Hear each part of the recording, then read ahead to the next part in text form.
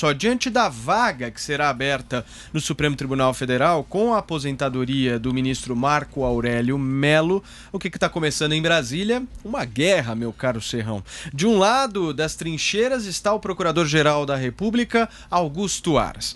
Do outro lado, o desafiante é o advogado-geral da União, recente, mais novo advogado-geral da União, André Mendonça, e ex-ministro da Justiça. Nas últimas semanas, os dois guerreiros fizeram verdadeiros acenos à comunidade evangélica e estão tentando cada vez mais se aproximar das promessas do presidente Jair Bolsonaro. É bom a gente lembrar aqui que no ano passado o presidente se comprometeu que o próximo ministro do Supremo Tribunal Federal seria terrivelmente evangélico. Estão lembrados dessa fala do presidente da República?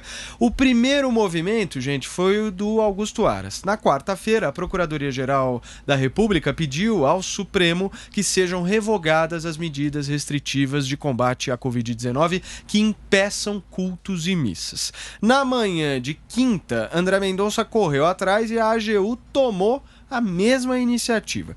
Quem vê a disputa com muita fome é o presidente do Superior Tribunal de Justiça, João Otávio de Noronha, que também está correndo por fora nessa disputa. Eu quero ouvir o nosso curitibano Marcos Souza. Quem é que leva essa vaga, Marcos?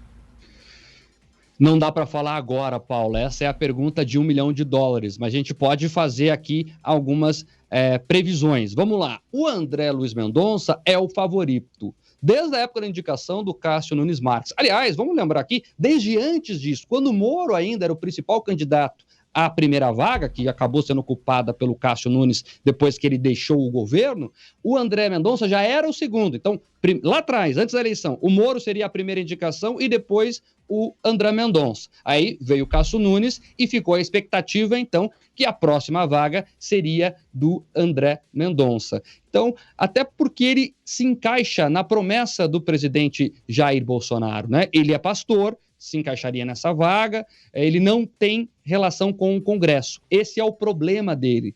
Isso o atrapalha muito. Ele até tem o apoio isolado de alguns parlamentares, o Marco Feliciano declarou recentemente apoio a ele, mas o Centrão, por exemplo, até agora não endossou o nome dele. Já o Aras quer ser colocado na lista e se esforça muito para isso, começando por mostrar que é fiel canino à família Bolsonaro e para se aproximar dos evangélicos também, ele fez vários movimentos. Por exemplo, falou recentemente com o Silas Malafaia, falou com outros bispos. Então, ele tenta ali aglutinar também apoios evangélicos para tentar se cacifar ali para a vaga. Agora, o Aras tem mais relação com o Centrão, por exemplo. Ele sai na frente do André Mendonça nesse quesito, porque ele é político, muito político. Tanto que o Aras já defendeu a Dilma Rousseff lá atrás, por exemplo, cita Che Guevara em falas do MPF, classificou já o MST como um movimento muito importante ao país. Aí, quando o barco mudou, a maré mudou, ele mudou junto e passou, por exemplo, a defender pautas conservadoras. E isso não deixa o pessoal das igrejas tranquilos em relação ao nome deles. Então, os dois têm prós e contras. Vamos ver o que vai acontecer de fato. O Mendonça sempre foi advogado público, né? Primeiro na própria AGU, depois foi por um tempo advogado da Petrobras concursado. Já o Aras sempre circulou mais nesta política refinada. Ele sempre teve cargos estratégicos do Ministério Público Federal, alguns por indicação, outros por eleição interna. Então, ele sabe muito bem fazer o jogo. Eu não acredito, Paulo, que o Centrão vai indicar o nome.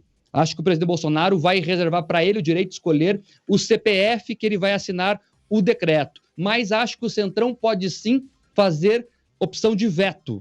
Então não vai ser o nome do Centrão, vai ser o nome do presidente Bolsonaro, desde que o Centrão faça ok. Então o Centrão vai ter sim um grande peso nessa decisão. Até porque o indicado será sabatinado pelo Senado, então precisa ter o apoio do Congresso para que a indicação vá para frente. E, para terminar, tem sempre a possibilidade do Bolsonaro sacar da cartola alguém, como fez o Cássio Nunes Marques.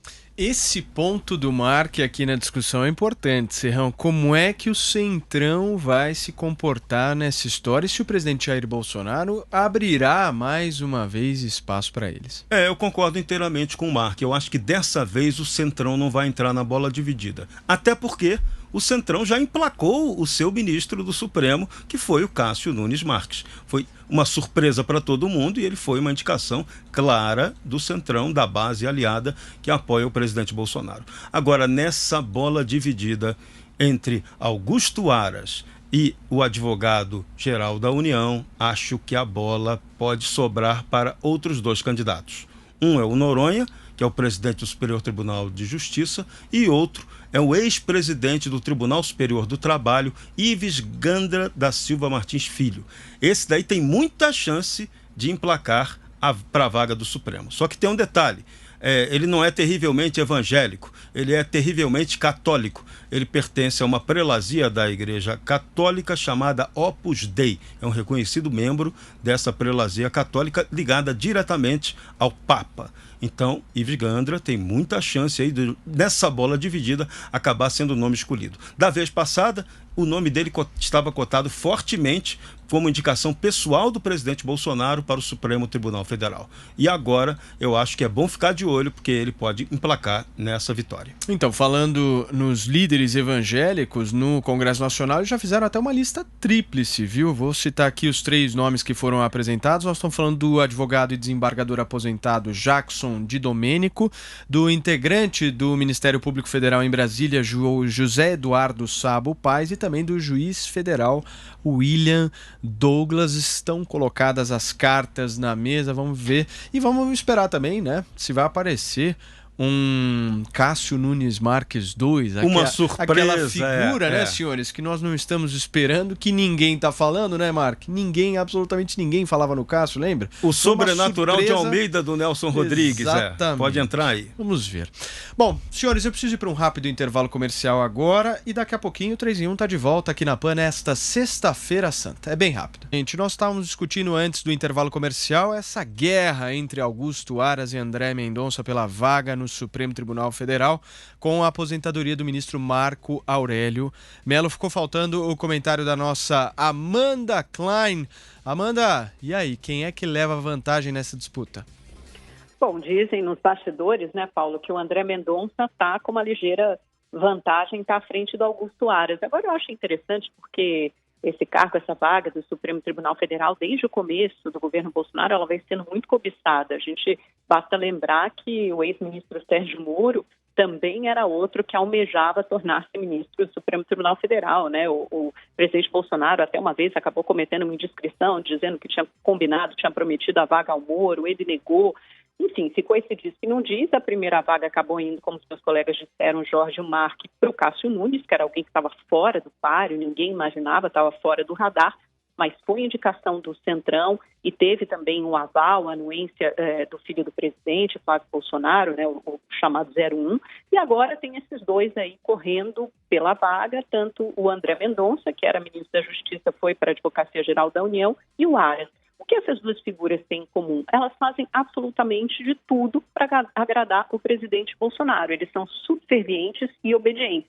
E a gente lembra que o presidente Bolsonaro gosta de figuras assim, como o ex-ministro da Saúde, Eduardo Pazuello, né, que diz, um manda, outro obedece. Então, o Augusto Aras, que pertence ao Ministério Público, uma instituição independente, acaba fazendo vários favores, entre aspas, para o presidente. Um deles foi ontem, né, o anteontem, com essa ação no Supremo Tribunal Federal, ele ingressou com um recurso para tentar fazer com que templos e igrejas abram e voltem a funcionar no feriado da Páscoa, em São Paulo e em outros estados que adotaram esse tipo de restrição.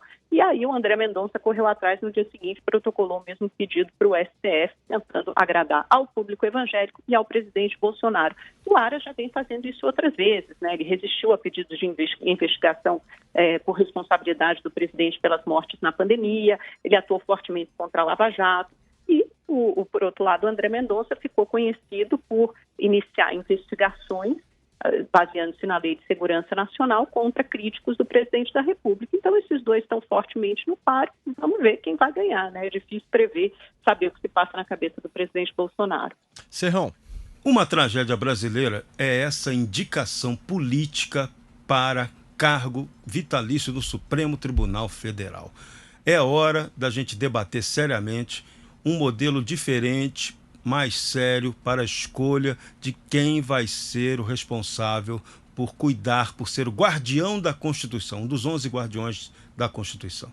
Esse nosso esquema de indicação política é muito ruim, muito esquisito. A gente copia o modelo americano, mas, na verdade, a gente aqui traz toda a característica clientelista, politicalha, patrimonialista do esquema tupiniquim. Isso não é bom. Ministro Supremo tem que ser escolhido de uma outra forma. Temos que pensar e debater isso. E não só isso, né, Serrão? Mandato vitalício também, né? Nós Sim, é um discutindo empregão. Um belíssimo emprego. Você coloca um jovem lá, o cara fica 30 anos no Supremo. Que empregão, né? Se aposenta lá. Não, e não só isso, o poder, né, meus queridos, que a pessoa que está indicando tem, né? Afinal de contas, exatamente. vai influir na história do Brasil por décadas. Totalmente. Né? O caso, por exemplo, do Cássio Nunes Marques, ele ficará há mais de 30 anos, se eu não estou enganado. Como ficou o Gilmar Mendes, vai ser a mesma coisa, Dias Toffoli, e por aí vai. Exatamente, no Supremo Tribunal Federal.